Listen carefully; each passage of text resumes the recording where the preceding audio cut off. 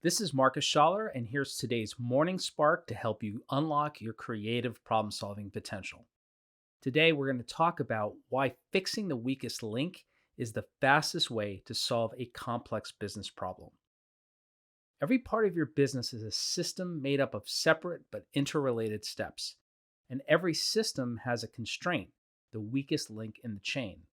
According to the theory of constraints, fixing that weakest link is the fastest way to solve a complex business problem and achieve your goal. How? By focusing on the broken link that's limiting the effectiveness of the entire chain. Imagine you're in charge of a factory that manufactures iPhones. There are 25 steps in the assembly line, starting with the raw materials entering the building, continuing with parts being created and assembled, and ending with a shiny new iPhone. Let's assume that almost every step in that assembly line is working pretty efficiently. Not 100% perfectly, but well enough to keep cranking out new phones. All except for the first step. For weeks, the loading dock doors keep getting stuck halfway open, making it hard to move raw materials off of incoming trucks and onto your assembly line. Step 1, getting raw materials onto the assembly line, is slowing down every step that comes after it. Fixing this problem before spending time optimizing the other steps would immediately boost the output of the entire system.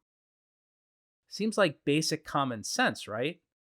And yet, how many companies spend months building the perfect website before they've even figured out how to generate any quality traffic? Or spend months building the perfect product before testing out a workable prototype in the marketplace?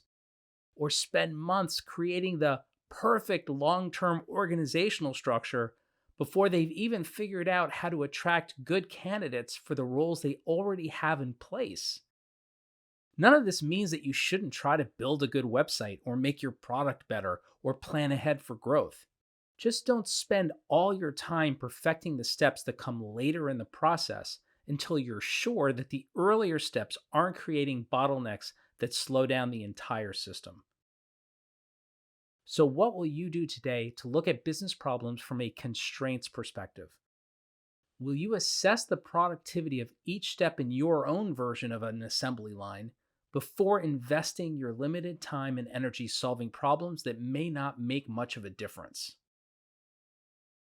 If you liked today's episode, I hope you'll consider sharing it with others.